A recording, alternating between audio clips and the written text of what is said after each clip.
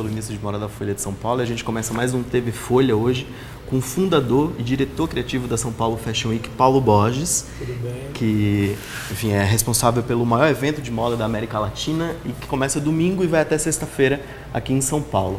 Paulo, obrigado pelo convite, por você ter vindo e aceitado o convite. Aceitar o convite, né? Véspera de evento, né? Sempre aquela correria. Paulo, essa edição, você está... Enfim, existe um diálogo de transformação, né? A São Paulo Fashion Week está se transformando tanto em calendário quanto dentro de um novo cenário do varejo de moda brasileiro, em época de crise também. Claro. E eu queria saber o que pontua, o que significa essa transformação que o evento fala nessa edição.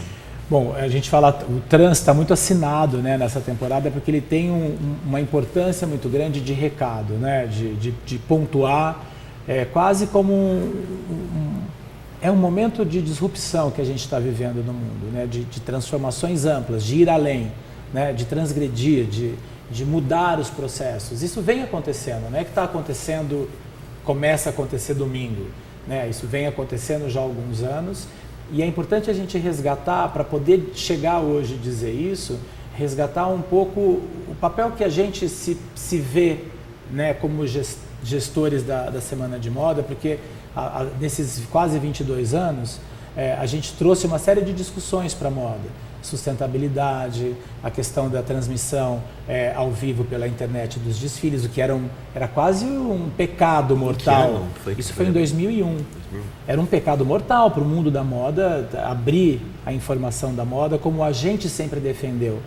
Dar acesso à informação da moda, transmitir pela internet, criar o broadcast para as pessoas experimentarem os seus comentários, quase como preconizando coisas que iriam acontecer. Não no sentido do que a gente achava que deveria ser o mundo da moda, mas essencialmente o que a gente entendia ser a construção da moda no Brasil.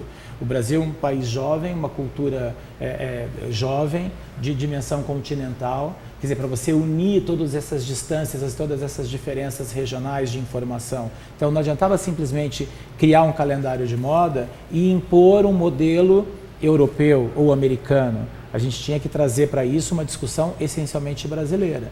Então, abrir essa informação, dar acesso a essa informação, discutir as várias formas de modelos de negócio para uma semana de moda, tudo isso a gente fez e o mundo não fazia. A gente colocava moda marca de jeanswear desfilando, as pessoas falavam, como que é isso? Isso não pode ter. A gente colocou moda praia.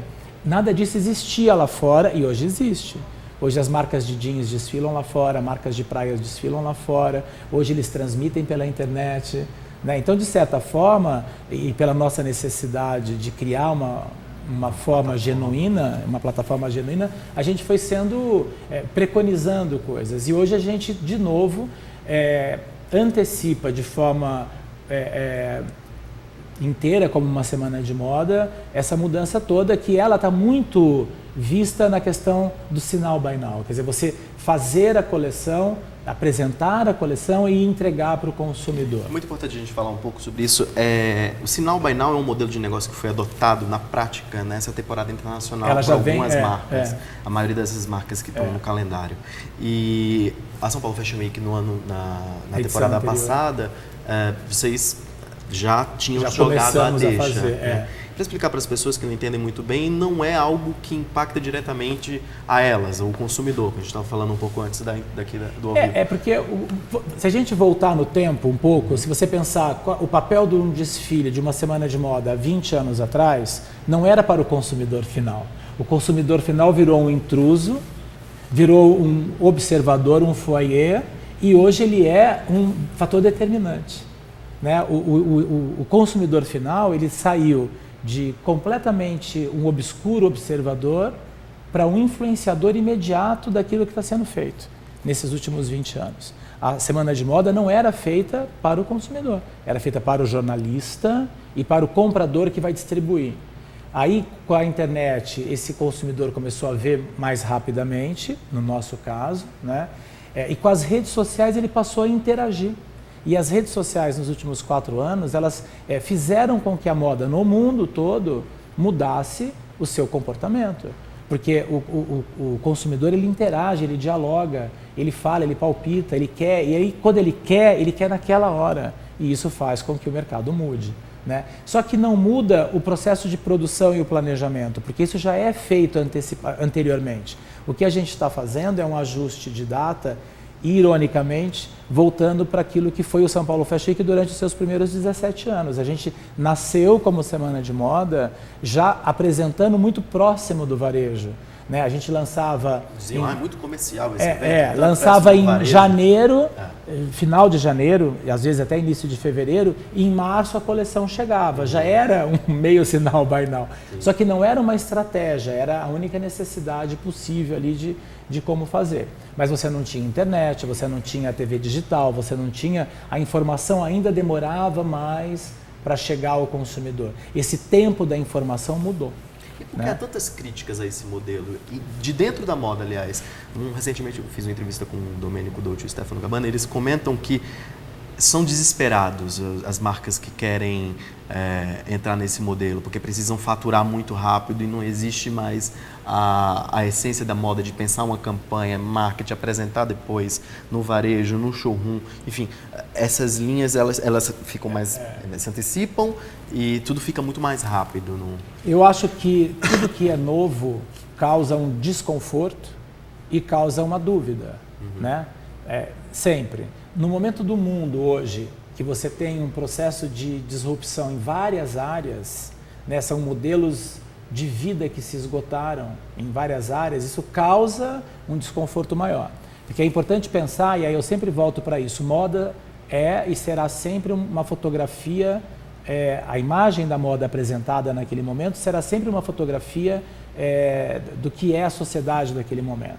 Então a gente está, enquanto sociedade, discutindo modelo político, modelo econômico, modelo cultural, modelo social, modelo ambiental. Tudo isso é quase como se tivéssemos chegado a um limite, a um desgaste de ideias a que o mundo todo se enveredou, se investiu, né? Então está discutindo todos esses processos, né? Olha o que aconteceu com a globalização, né? Olha o que aconteceu agora com a crise dos refugiados no mundo inteiro. Olha o que acontece com a economia.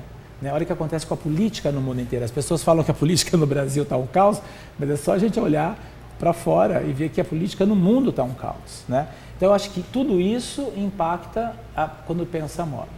E eu acho, além disso, eu acho o seguinte, a questão do sinal by now não é uma questão eu quero faturar mais rápido, não é isso. Eu acho que, em parte, o faturamento ele é consistente na medida em que tudo isso é um negócio. Mas você aproveita o desejo da exposição. Mas você tem que aproveitar o desejo, porque o que manda é o desejo. Né? Você cria um desejo para o consumidor. Aí o consumidor vai lá assim, eu quero. Você fala, não tem, volta depois. Será que ele volta? Até agora a gente falou muito em cliente, consumidor, mercado, e isso, na verdade, é uma das críticas até ao modelo e à moda hoje, né? Que é tudo muito vinculado ao consumo. Não que nunca tivesse sido, mas que existia, foi, né? Mas existia uma aura de sonho em cima de um desfile, em cima de uma coleção, que paulatinamente vai se diluindo em outras coisas e vai se perdendo.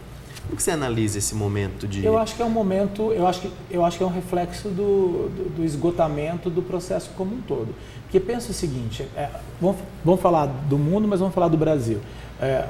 O Brasil é um país jovem, é uma indústria jovem, pouco mais de 50 anos, né? Nesses últimos 10 anos a gente teve um acesso de milhões de pessoas ao consumo, então teve um crescimento de consumo. A globalização deu ao sistema de moda no mundo um acesso ao mercado que antes não existia. Então, todo mundo ganhou um mercado que não tinha. Então, isso gerou um desejo de consumo muito maior. Então, a própria moda e o próprio sistema econômico do mundo, o sistema capitalista, gerou um desejo de consumo, não só para a moda, mas para tudo, para todas as áreas, né? Inclusive, se você pensar que nos últimos anos, a tecnologia ficou muito mais como um desejo de consumo do que a moda, né? Em termos de desejo imediato, aquele desejo voraz. Mas eu acho que é o sistema capitalista que buscou ampliar o seu potencial de produção e de consumidores. a globalização, a modernização, a estabilização das economias, o crescimento global de economia gera um consumo muito maior. E aí você tem que entregar. Então eu acho que a gente está vivendo o anticiclo daquilo que foi criado. E junto com outras questões, porque não é que você vira a página, você está lendo a página nova, mas você tem a memória das páginas anteriores. Então as pessoas estão repensando a forma de consumir, a forma de produzir, a forma de criar, os modelos de negócio. Há 20 anos atrás, para você ser considerado um modelo de negócio de sucesso como criador ou como marca, você teria que ter no mínimo 70 lojas.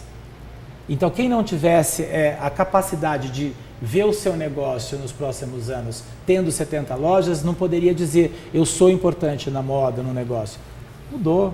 Hoje a pessoa, ela sabe e ela se coloca assim, eu sei o que eu sou, eu quero ter um negócio pequeno, né? E ela é tão importante quanto alguém que tem um negócio grande. Então acho que é mais um processo que se dissolve. Eu acho que a gente está dissolvendo uma série de mitos e de arquétipos que foram construídos nos últimos 30 anos. Por isso que tem dúvida, por isso que tem medo, por isso que tem vou mais para lá, vou mais para cá, e aí cada um vai ter que achar o seu jeito de fazer, porque hoje tudo pode. No início do calendário, enfim, quando você concebeu e decidiu organizar isso em temporadas e uma semana de moda, você comentava muito num plano de 30 anos para a moda brasileira. Isso já ouvi algumas vezes. E esse plano mudou, óbvio, porque a moda é mutante, mas eu imagino que não era inicialmente o que você pensava no começo. Mas o que agora, em que ponto a gente está desse O que eu dizia é o seguinte, que para a gente construir uma cultura de moda no Brasil, que eu sempre fazia muita questão de frisar nos anos iniciais e enfim até hoje, que a São Paulo Fashion Week não é um evento, nada contra evento, né? Você tem eventos de áreas específicas, mas eventos de moda que acontecem, na época inclusive, você tinha eventos de moda, então você tinha um desfile com jantar e show, uma festa não sei o quê, então todos os eventos são importantes, porque eles ajudam nessa roda da moda girar. Mas eu dizia o seguinte, a São Paulo Fashion Week não é um evento, ela é uma plataforma, ela é uma plataforma de convergência e de conexão e de construção, de cultura, de negócio, de criação, de educação. E para isso, você não pode pensar em 5 anos, você não pode falar, nos próximos 2 anos está pronto. Não, você leva 30 anos. Por que leva 30 anos? Porque você tem que formar geração que vai ver de uma outra forma. Quando a gente começou o São Paulo Fashion Week, as pessoas mal pensavam moda como tendência, como mudança, como valor agregado, né? Tudo era roupa. E tinha um preconceito enorme que só era moda aquilo que pudesse vir de fora.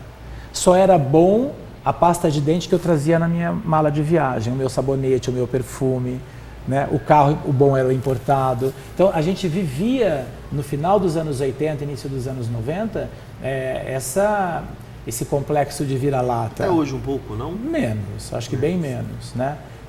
Eu acho que quando começa a abrir a economia, começa a investir, começa a modernizar, começa a ter qualidade, começa a expandir, isso tudo vai mudando. Então, óbvio que para você criar uma indústria de moda e uma cultura de moda, isso tem que permear as pessoas.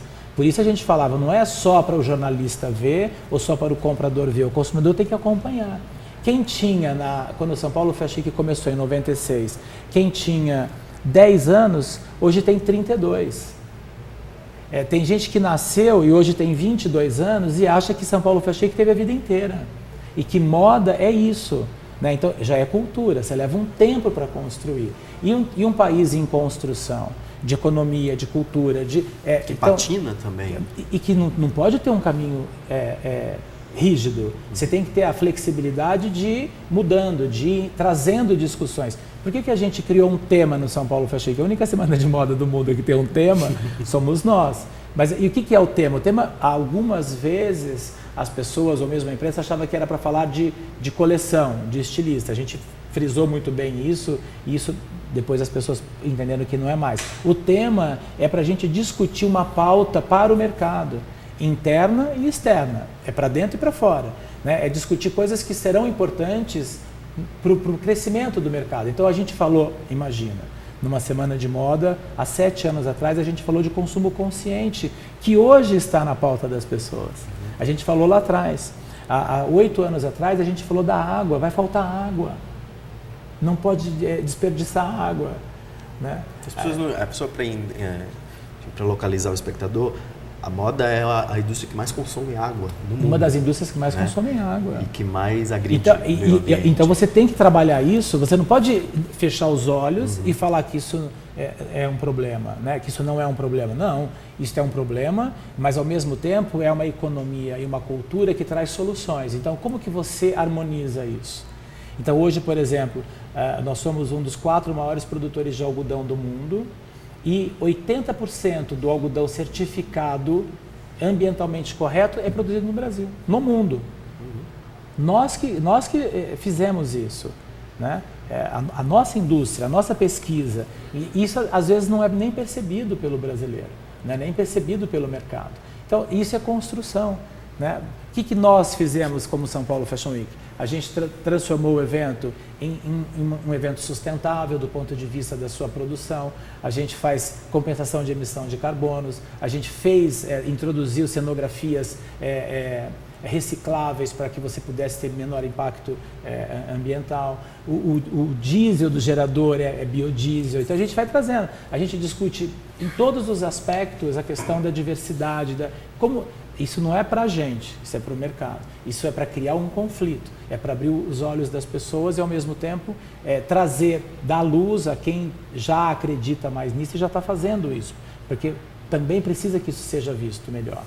É a primeira vez, eu acho, posso estar errado, mas dos últimos anos, que vocês ocupam São Paulo, né? Que é São Paulo dessa maneira mais ampla. Dessa maneira ampla. Que na verdade são quantos desfiles por dia? O Parque do Ibirapuera? Dentro da sede no Ibirapuera serão 3 desfiles por noite, tarde e noite. Tarde e noite. Sempre começa da tarde para a noite. Normalmente era de 4 a 5. Então serão 3. Essa é uma edição um pouco menor. Enxuta, né? Mais enxuta, são 25 desfiles. Ela teria, sei lá, 30 e poucos desfiles, né? Porque também não é uma edição de moda praia que você tem lá quase 10 desfiles a mais, né? A gente vai ter 3 apresentações de praia. Espalhados pela cidade. Mas você tem muito desfile fora. O que a gente sempre apoiou, o modelo do São Paulo Fashion Week sempre foi assim, na parte da manhã até a hora do almoço, faça fora. E a partir das 14, 15 horas, a gente vai estar dentro da Bienal. Nessa edição, a gente estendeu esse tempo um pouco mais. Ao invés de você estar com um desfile no Parque do Ibirapuera, ou a Bienal, que nesse caso não é na Bienal essa edição, a partir das 15, a gente vai estar a partir das 17. Então você tem 3 desfiles na cidade, né? Mas com um tempo mais solto, porque senão as pessoas também não conseguem se locomover. E é engraçado porque você tem em vários teatros acontecendo o desfile, em vários museus. MASP, Pinacoteca, Teatro Santander, do JK Iguatemi. FAAP, Teatro da FAAP, Teatro São Pedro, tem galerias de arte, então você está espalhado realmente pela cidade. Isso de alguma forma inclui pessoas comuns, enfim, fora do circuito dentro da moda? Se esse evento é mais aberto, então, quando ele é aberto no sentido de ser outdoor mesmo, como já tivemos vários, né?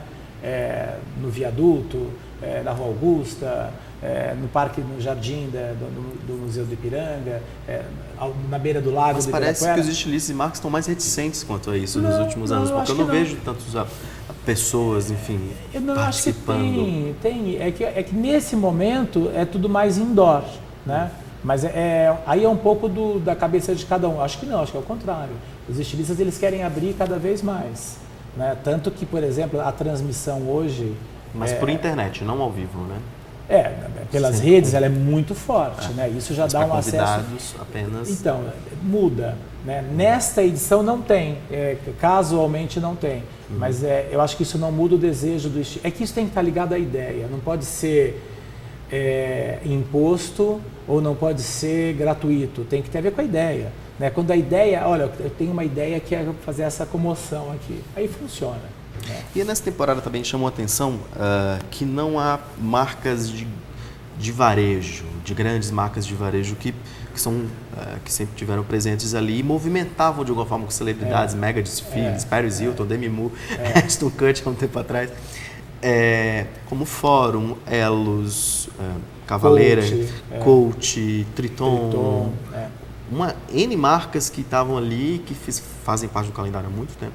Fazem parte da história do calendário. E não estão ali por algum motivo que eu queria que eu acho que tem algumas razões. Eu não sei oficialmente, algumas razões oficiais eu sei. No caso de Fórum, Triton e Coach, porque eles optaram esse ano em replanejar o modelo deles para poder acompanhar a mudança do calendário e aí o ano que vem entregar o desfile com o sinal Buy Now.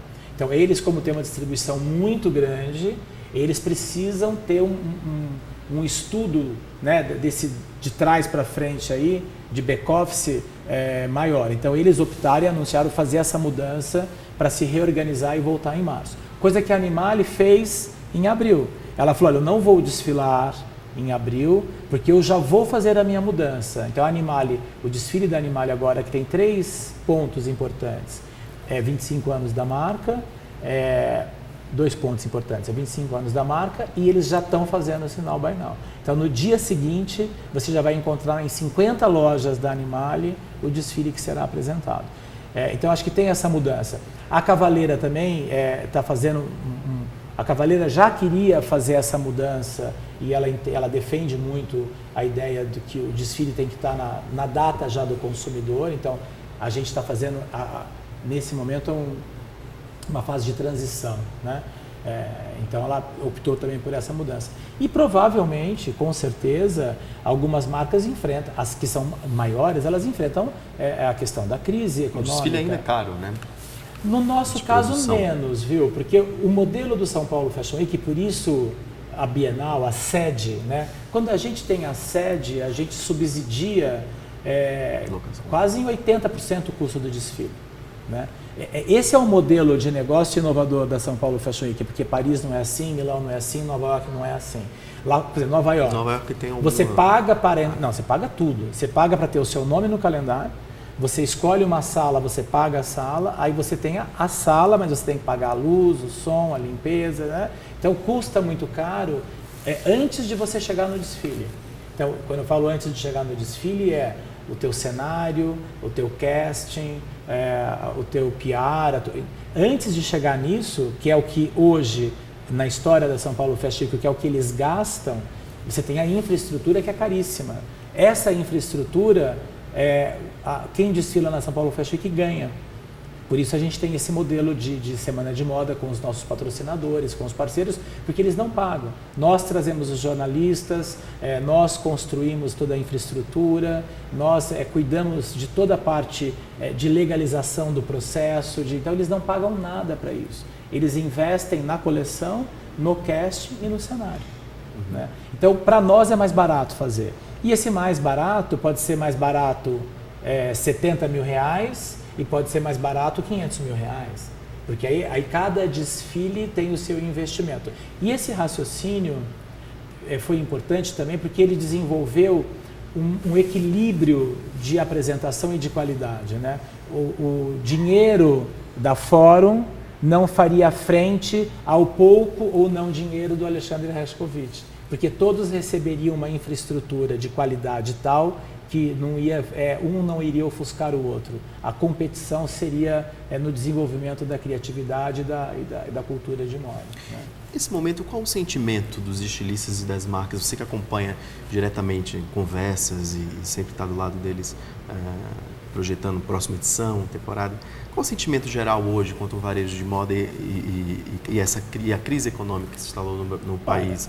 Principalmente também, Paulo, eu queria também que você pontuasse dentro disso, existem, durante toda a São Paulo Fashion Week, vários nomes foram lançados, né?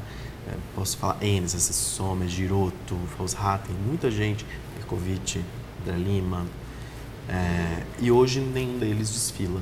Não, Alexandre desfila não com a marca dele, mas ele foi para outro negócio. Com a cabeça dele, exatamente. E como que é esse? Eu acho que eles estão se reorganizando. Esse momento. Então, por exemplo, nessa edição você tem a Karen Fook fazendo uma marca junto com a Juliana Jabbour. né? Aqueles modelos que eu falei, né, há pouco tempo atrás, de que eles mudam. O Fauzi-Hatten não está nesta temporada, mas ele estava até na passada. O André Lima está lá reinventando o negócio dele. O Marcelo Sommer já ia voltar agora e optou em voltar em março para poder se organizar melhor com a produção, para poder já entregar um volume maior de produção para o consumidor. São nomes que estão... Está todo mundo vivo, viu? Está todo mundo ali vivo em torno do processo, né? E ao mesmo tempo, você tem novos modelos que estão surgindo. Tem um protagonismo importante novo que está surgindo. Não é necessário mais um grande grupo ou uma marca... Não, eu acho que tudo é necessário, eu acho que tudo é importante. Mas eu acho que a roda anda e vai, o trem anda, né? Então, o trem sempre vai andar. Né? Talvez alguém desça desse trem um momento para voltar daqui a pouco, mas o trem, que é o mais importante, ele está andando. Né? E o trem tem a ver com o país, tem a ver com o Brasil, tem a ver com o sistema como um todo. E isso está andando. Né? A gente teve uma crise que há anos não se via. A crise a gente já passou por 4 ou 5 nesses 20 anos. Né?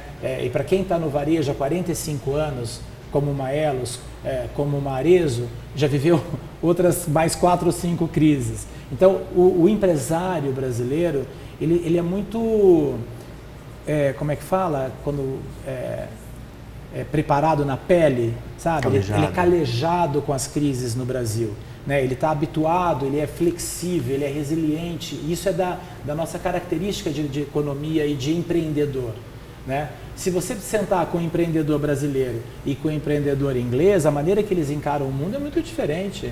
O brasileiro está sempre positivo, o brasileiro está sempre, vou fazer, vou resolver, né? Com dificuldade, com menor investimento, com maior endividamento, mas ele faz. Ele sabe que tem que fazer porque o Brasil está encontrando o seu formato de grande país, né, de maduro, de sólido. A gente ainda vai ter um país sólido, um país maduro.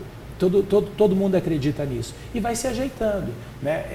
O que houve de ruim, eu acho, nesses 10 anos para trás, é que se fez com que todo o industrial e empresário brasileiro acreditasse num país altamente positivo e estável e propiciaram a esses empresários um dinheiro barato, com juros baratos.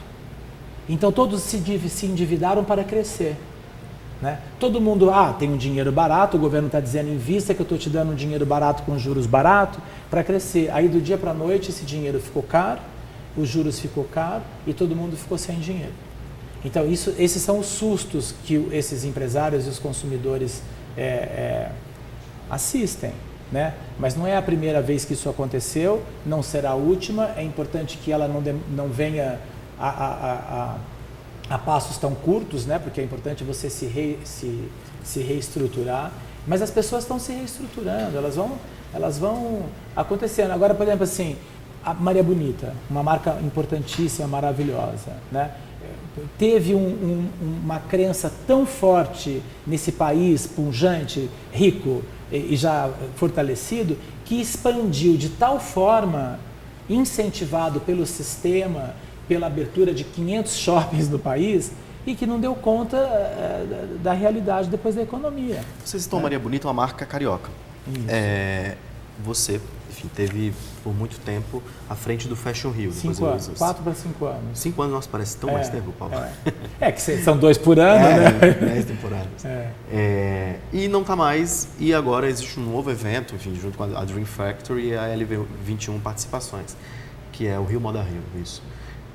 Por que o Fashion Rio não deu mais certo? Eu lembro que em 2014 a gente conversou numa entrevista na Folha, que você comentou que na época que o inverno ia deixar de existir no Fashion Rio. E não que só era um desejo meu. Um desejo seu. Não só o Fashion Rio acabou com o inverno, mas também com o verão e com todos não, na verdade é o seguinte, o Fashion Rio, isso sempre foi transparente. O Fashion Rio já existia antes da gente chegar ali. Ele não era um evento nosso, como é o São Paulo Fashion Week, ele era um evento da Firjan. Né? Então tinha uma decisão de gestão e financeira muito atrelada à Firjan. Federação das Indústrias do Rio de Janeiro. Isso. Então o nosso papel ali era gerir, ampliar, transformar, fortalecer, e a gente fez isso. Se você pegar os primeiros 3 anos que a gente trabalhou o Fashion Rio, a gente levou uma série de patrocinadores, de marcas, e eu queria dar realmente uma identidade ao Fashion Rio para que ele não ficasse sempre parecendo o lado B do São Paulo Fashion Week, porque não é bom para o Fashion Rio, para o São Paulo Fashion Week, nem para o Brasil. E nunca teria essa necessidade de fazer isso. O que ocorreu, de uma maneira simples, é que começou a haver um enfraquecimento das próprias marcas que eram muito ali dentro do Fashion Rio. Elas começaram a ter muitos problemas. Se você olhar para essas marcas todas, que eram a grande maioria das marcas que faziam parte do Fashion Rio, não existem, né? Mais de 60% delas. Então isso dá uma queda. Outras grandes marcas do Rio de Janeiro já faziam parte do São Paulo Fashion Week. Sempre fizeram. Não valia a pena transferi-las para... A gente, não era uma decisão, eu não posso falar, sai daqui, vai para lá. A marca está aqui ou ali por uma decisão estratégica dela, né? É business, é o posicionamento estratégico. E aí você começa a não ter apoios. Então, a Firjan queria pôr menos investimento, os patrocinadores começaram a ver um enfraquecimento de conteúdo, então estavam vendo que o custo-benefício... O evento ficou inviável. O evento ficava inviável. A própria prefeitura, que aqui, no caso de São Paulo, tem um convênio de 10 anos, faz parte do orçamento da cidade, a gente levou esse modelo para que fosse apreciado pela Prefeitura do Rio, e eles preferiam não, fazer um evento, um patrocínio. E pararam de patrocinar também. Talvez por outras razões, eu não estou dizendo que eles deveriam ou não patrocinar. O patrocínio é uma decisão unilateral, né? Me patrocina aí? Patrocino sim. Ou não patrocino não. Né? Você não pode impor. O que a gente sempre levou nesse tempo todo para o Rio de Janeiro é que isso deveria ser uma política de Estado, uma política de desenvolvimento, que é o que acontece em São Paulo. Né? São 22 anos. Né? Tanto o Estado quanto a Prefeitura de São Paulo, certo? Mais Prefeitura. O Estado é mais esporádico, porque o Estado não tem regulamentos que possa financiar como a Prefeitura tem. Né? Mas é uma política de Estado. Né? É uma política da cidade, é uma política de Estado e funciona. Né?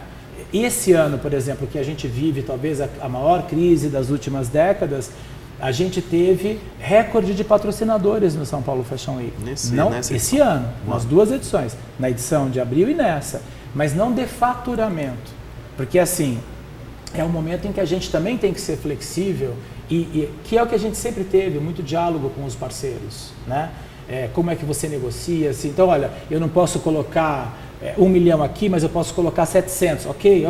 Vamos negociando, vamos fazendo a locomotiva que vai andar. Sabe, é uma questão de gestão e você fazer as coisas andarem. E, ao mesmo tempo, neste ano, estreiam 10 novas marcas para o line-up. 7 na edição anterior e 3 nessa. Né? Então, você vê que continua, as coisas continuam. Né? E eu acho que isso é o mais importante. Essa é a lição, o aprendizado mais importante, a experiência mais importante. E aí você pegou um aspecto que é muito relevante. Neste momento, são os criadores que estão mais presentes. Porque talvez eles entendam a importância da vitalidade do pensamento. Ontem eu falei com uma entrevista com o Roberto Jataí, no Grupo Soma, dono da Animale, e ele comentou que é um grande erro que marcas tão tradicionais no calendário não desfilem. Claro que é. E ele é um grande grupo. Né? O Soma é um grande grupo. Você fica chateado quando... Não fico chateado. Qual é o sentimento quando você algum Elos ou alguma coach que chega para você? Não, essa temporada a gente não vai desfilar. Eu falo assim, olha, primeiro eu falo assim, que pena, né? Porque eu acho que, de novo, a gente fazendo uma comparação entre o mercado brasileiro e o mercado europeu ou americano. Vamos falar de uma marca, né? Qual é o budget que uma marca internacional tem de investimento na sua comunicação, além de fazer os desfiles? Ela faz anúncios no mundo inteiro. É caríssimo. Ela faz catálogos no mundo inteiro. Ela faz festas. Então, ela tem um budget fenomenal de investimento.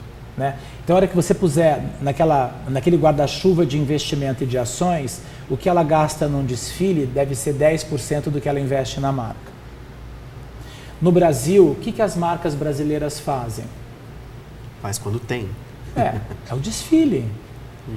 Aí algumas fazem um pouco de mídia, algumas fazem catálogos, algumas fazem festas, né? E aí a grande ação que existe de custo-benefício é o desfile, principalmente hoje, porque o desfile hoje não é para o jornalista, ele é para o consumidor, ele é para o mercado, ele é para aquele lojista que vende o seu produto no interior do país. Ele é um material que é usado como lookbook, como vídeo nas redes sociais, nas suas lojas, no showroom. Ele é a construção da marca. Então, mais do que nunca, é um erro. É um erro porque você está deixando de se comunicar com o consumidor, com o teu representante, com o teu comprador, com o teu fornecedor. E no mercado, que a informação ainda é mais rápida, a memória das pessoas para te esquecer é ainda mais efêmero, né? Então, você tem que fazer, né? Então, é um erro. Agora, isso é a minha primeira análise. Aí eu falo, mas por que você não vai fazer? Não, eu preciso me recuperar aqui, eu preciso mudar isso aqui, eu preciso entender o meu estilo, não está... Então, organiza. Porque se você vai fazer por fazer, não faça. Porque você está dando um recado errado. Então, essa conversa tem o tempo todo, né? Agora, é bom não fazer quando você tem certeza de que você está fazendo uma correção de rota, de processo, de produto, porque é normal que isso aconteça, né? É errado você não fazer porque simplesmente você está achando que você está economizando. A São Paulo Fashion Week precisa de celebridades, mega desfiles e desfiles apoteóticos, não. Apresentações? Eu amo que tenha. Eu amo que tenha porque eu acho divertido, eu acho bacana, eu sou um observador do ser humano, né, das pessoas. Então eu fico vendo o tempo todo como que as pessoas reagem. Precisar não precisa, né? Mas eu acho que tem momentos que as coisas acontecem, são ondas, né? São ondas que movimenta isso. De ter mais celebridade, de ter mais... Né? A gente, há 2 anos, vive a onda das blogueiras. Né? Não sei se isso vai continuar há muito tempo, não que elas sejam ou não importantes, acho que tudo é importante. Né? Todo mundo está se reinventando e reocupando o seu lugar dentro desse ecossistema criativo, de moda, de informação. Né? Mas precisar não precisa, ela precisa estar ali. Né? Ela precisa conectar. Quantos eventos acontecem em São Paulo, né, nesses 15 dias, nesses 30 dias? Quantos empregos gera? Só o São Paulo Fashion Week são 10 mil empregos, né, para a economia da cidade. Mas fora isso, quantos showrooms estão acontecendo, quantas exposições, os restaurantes, isso mobiliza a economia de tal forma que só isso basta. Né? Então você poderia ter desfiles ali mornos, que é o que não vai acontecer. Logo na segunda-feira a gente vai ter uma porrada, né? Que é a estreia do Emicida. E eu vi... Né, vamos falar um pouco das estreias? Tem Emicida com o Laboratório Fantasma, o Lab. Que é o Lab. O Just Kids, da Juliana Jabô e Karen Fuch, né? Karen Fuch. A Memo, que você é diretor criativo, estou errado? Não, eu vou fazer diretor do desfile. Exato. E aí a Memo é uma outra estreia muito interessante, porque a Memo é uma marca de esporte, mas com parceria fashion. Então, de novo, as colaborações, né? Que é um movimento internacional muito forte. É um movimento muito forte. Então, a Memo entendeu que, sendo uma marca de esporte, ela é mais uma marca. E se ela é uma marca de esporte, com uma pegada fashion, com lifestyle voltada para a mulher, ela é uma marca única. Então, nesta temporada, é uma parceria com a Lolita, né? Que é incrível o trabalho. Na próxima temporada, ela já está fazendo outra parceria. Então, ela, nesse sentido, e aí falando da estratégia, a Memo vira uma marca única de esporte, diferente de várias outras marcas que tem no mercado. Né? Então, esporte quando a gente fala performance, né? Não é esporte, é de lazer, né? Não é performance, não é de competição. Mas é de ginástica, ginástica. Mas é amador, né? De performance sim. É profissional, é resistência, é competição, não é esporte no sentido da competição. Que mais? Não, de estreia são essas três. E na próxima edição vai ser maior? As pessoas comentam muito que está muito chuta essa edição, né? São 25 desfiles, 25 e um experimento que é o do Noda, que são três colaborações. Algo conceitual. Que também tem a ideia da experiência de juntar cabeças, né? Que é muito legal. Que é Lucas Magalhães, Luiz Cláudio Silva e Patrícia Bonaldi. Eu acho que a mais enxuta edição que a gente teve foram 18 desfiles. Que foi em 2000? Foi 2000, não, foi em 99. 98 e 99. Que começou com 31, aí eu era 28, eu falei, gente, era muito difícil fazer, porque a gente estava aprendendo a fazer. Eu falei, não, vamos enxugar para aprender a fazer e voltar a crescer. Então eu pedi para reduzir, a gente ficou com 18 desfiles e aí começou a crescer. 18, 22, 24, 26, 28, chegou a ter 48. Né? Essa tem 25. É média, é uma edição média. Uma edição média? É normal. Se você fosse pontuar um erro que as marcas cometem quando, na sua história, começam a desfilar e depois param, qual é o erro maior que acontece? É falta de planejamento? Quando elas começam a acreditar. O que é uma semana de moda, o que é um desfile? Né? É um teatro. Né? Você vai lá, você faz um drama, uma comédia, uma ópera, e aí todo mundo aplaude, muita gente aplaude, a imprensa aplaude mais ainda, e você vai acreditando no aplauso. E aí você fala, não, agora eu quero mais aplauso. E agora eu quero mais aplauso. Então, o erro é você fazer um desfile desnecessário. O que é um desfile desnecessário? Quando nitidamente você está gastando o que não precisava gastar, você está contando uma história fora do tom que não precisava contar, que você não precisa de tudo isso, né? E eu acho que aí você percebe de repente que você gastou dinheiro demais e aí você começa a ter que cortar ou parar, né? Isso é um erro, né? Agora, é um erro pós-julgamento, né? Porque como é que você fala para a pessoa antes? Não tem... às vezes, quando a gente está observando, tem um trabalho que eu faço e a minha equipe faz, que eu falo que é o trabalho invisível, que a gente conversa com todo mundo, a gente vai acompanhando. Né? O São Paulo Fashion Week, muita gente próxima, né, do São Paulo Fashion Week pensa que o São Paulo Fashion Week são aqueles 30 dias que antecedem. Né? Então você pode fazer ou não fazer, deixar de fazer, resolver e mudar nesses 30 dias iniciais. Não é verdade. Eu já estou falando de 2018. Eu estou discutindo coisas em 2018. E a gente conversa com as pessoas o tempo todo. Né? Todo mundo vem conversar comigo. Um pouco do que quer fazer, o caminho que está pensando, como é que eu posso ajudar ali a conquistar determinadas coisas ou parcerias. Né? Então, a gente é quase como uma startup, sabe? De ficar ali discutindo ideias, coisas, possibilidades, medindo riscos com todos eles. Isso quando o diálogo é aberto. E às vezes a gente chega e fala, querido, para um pouco.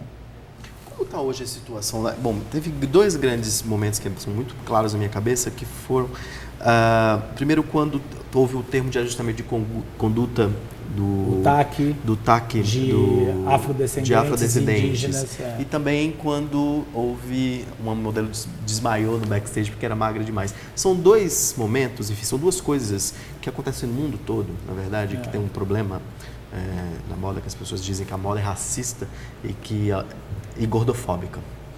Gordofóbica. Como você lidou com isso, Paula? A gente já conversou algumas vezes sobre isso, mas como você lidou e como hoje os estilistas encaram essas duas questões? A presença dos afrodescendentes na passarela e a questão da saúde das modelos, que ainda, que ao que parece, vai piorar nas próximas temporadas, se a gente for pensar o que está acontecendo lá fora. Mas aqui não acontece mais, né? Eu acho que vamos separar os assuntos. Vamos primeiro falar da magreza. Quando a gente começou o São Paulo Fashion Week, em 96, tinha modelos com 14 anos de idade. A Gisele começou com 14 anos, a Isabeli começou com 14 anos, mas elas tinham vocação, elas tinham biotipo. Né? Chegou um determinado momento que a gente percebeu, e quando houve a grande polêmica, que uma menina que nem era de moda, de passarela, que morreu, enfim, mas era modelo, que aí virou aquela comoção e a discussão, E aí, obviamente, o Ministério Público vai em cima das agências, mas como nós somos uma plataforma, eles querem que a gente seja ali a queda do braço forte para essa discussão. E a gente começou a discutir com todo mundo o que era que estava acontecendo, né? E a discutir com especialistas, com psicólogos, com médicos, porque a questão da doença alimentar, né, que não é só a anorexia, ela é complexa, ela é de múltiplas consequências e sintomas de difícil percepção. E uma coisa foi dita para a gente ali naquele momento que seria uma prevenção efetiva, que era o seguinte: menor de 16 anos não pode estar nesse ambiente, porque aos 16 anos é onde o corpo da mulher se forma. Se ela tem um biotipo para ser de um determinado jeito, aquilo vem. Então, ela pode ser alta, porque ela espicha aos 12, 13 anos e aí ela fica magra. Então ela fica magra dos 13 aos 16. Se ela não tiver o biotipo para ser magra aos 16, ela vai engordar. E aquilo para mim foi uma luz, né? E eu falei, você disse, só 16 anos para frente. Aí nós fizemos uma regra nossa, que não é lei, é uma regra nossa. Aqui não entra menor de 16 anos. Coisa que Paris recomendou e não assume, coisa que Nova York recomenda, mas não assume, só recomenda. Recomendamos que não contratem menores de... Tanto que tinha modelos brasileiras que estavam com 15 anos, desfilava lá, o estilista queria colocar aqui, a gente não deixava. Não vai desfilar aqui menor de 16 anos. Né? E isso separou o famoso joio do trigo. Acabou. A gente não tem essa incidência aqui. O que ainda tem no mercado internacional é porque, como lá é tudo mais individualizado, aqui a gente consegue controlar mais no bom sentido o coletivo, a gente impôs isso e ficou. E aí o Ministério Público viu que isso foi uma medida maravilhosa. E aconteceu, acabou. E ficou assim.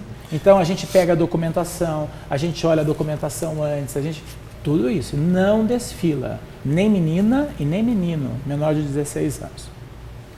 Na questão dos afrodescendentes, indígenas, e tem uma outra característica agora que eu não estou me lembrando.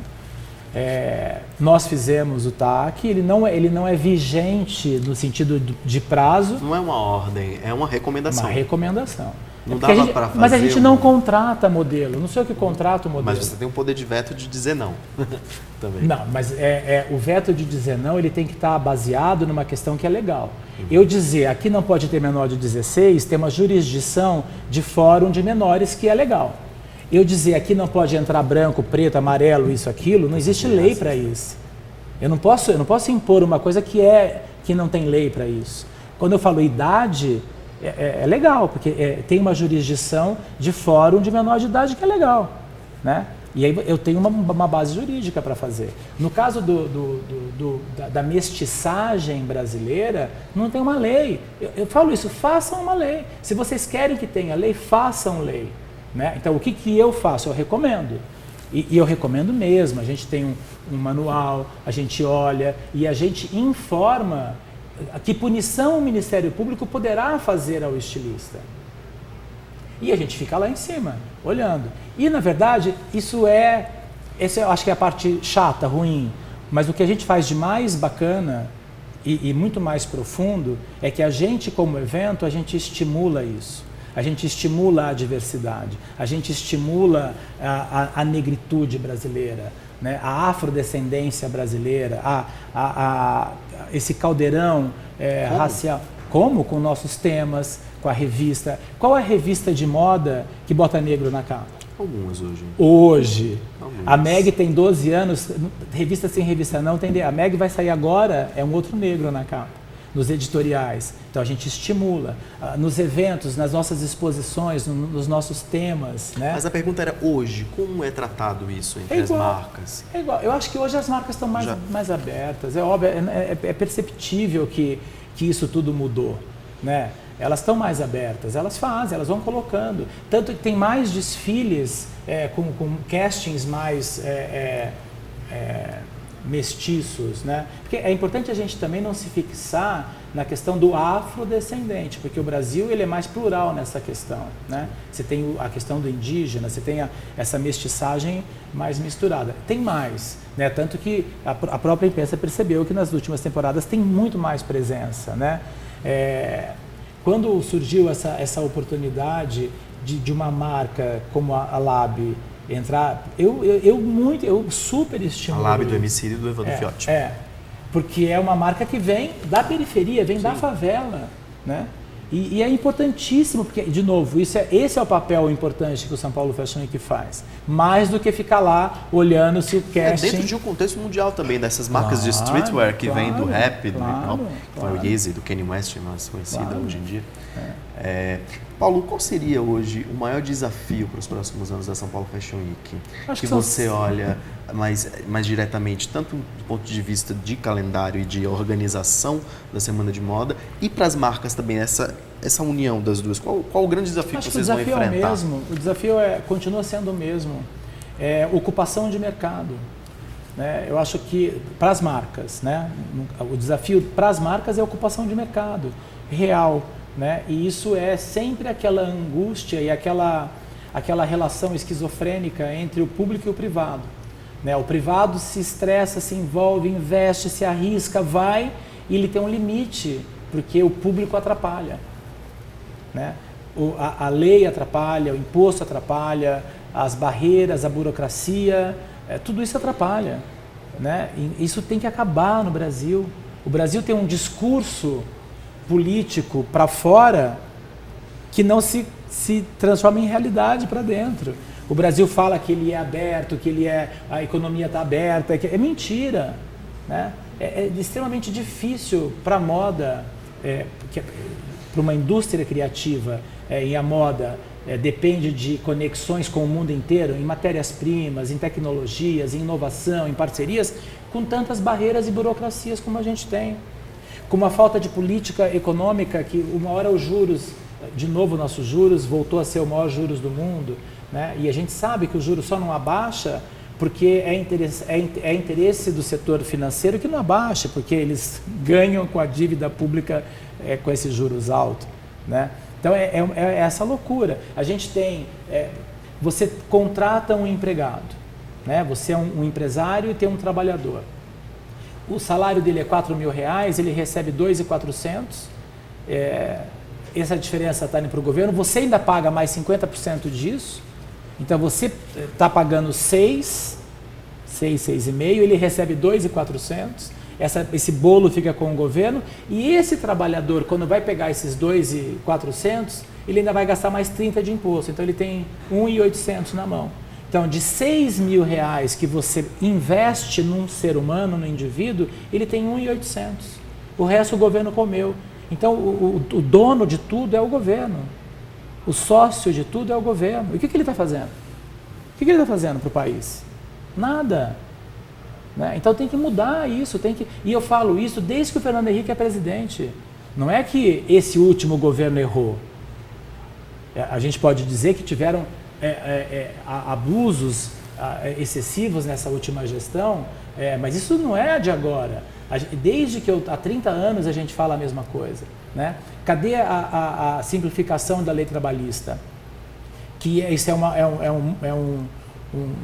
é que fala? É um lobby de sindicatos para que você não flexibilize a contratação da mão de obra. Né? Todo mundo tem medo de mexer nisso. A Previdência...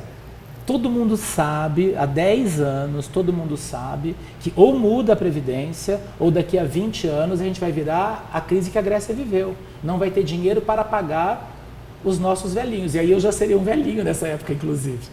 Eu já serei um velhinho aposentado daqui a 20 anos. Então tem que mudar. Agora, não mexe. Não mexe por quê? Porque a política está errada. Né? A reforma tributária. Pensa a moda, pensa o país. São 26 estados, 27 estados. Cada estado tem uma alíquota diferente de imposto. Aí a burocracia de imposto para cá, imposto para lá, pega daqui, é crédito, é débito, é uma loucura. Né? Como é que fala que está ajudando o país a se desenvolver? Porque é um país que vive da facilidade da sua riqueza natural, que é o commodity do petróleo, o commodity da soja, o commodity do algodão e o commodity do agronegócio. É mais fácil trabalhar com isso. Porque ali, agora a gente descobriu também porque era mais fácil, né? Porque as transações obscuras estavam todas nessas áreas, né? Existe espaço dentro desse contexto para mais uma semana de moda no Brasil? Olha, é necessário? Então, essa discussão tem 22 anos.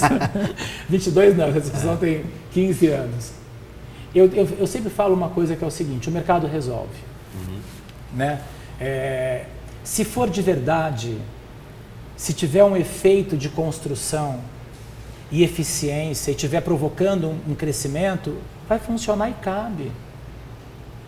Né? Como o Rio Moda Rio, por exemplo, no Rio. O Rio Moda Rio não vai ter de novo, né? Teve um e não vai ter mais, então não sei. Então não sei também. Eu preferia dar um exemplo do Minas Trend, que se focou num segmento específico, num formato, e está acontecendo e está bem. E é uma outra semana de moda, muito mais uma semana de moda de feira, mas é uma semana de moda, né? E está ali acontecendo, né? Eu acho que o mercado resolve, não tem julgamento nesse sentido. Né? Paulo, muito obrigado pelo tempo e disponibilidade. Eu que agradeço. Obrigado pela audiência. A gente fica por aqui. Até uma próxima. Tchau, tchau.